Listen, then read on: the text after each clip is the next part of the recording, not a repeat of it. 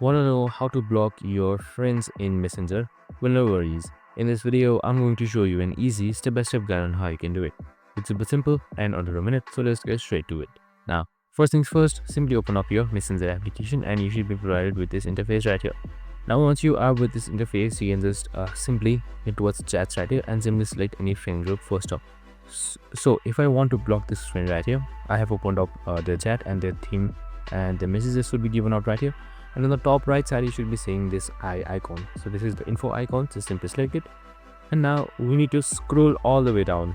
So once you've scrolled all the way down, right below restrict you should be seeing block.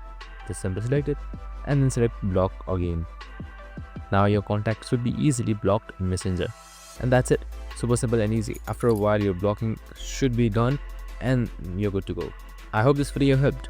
If it did, make sure to like, subscribe and tune in with us for more of these videos. See you in the next one.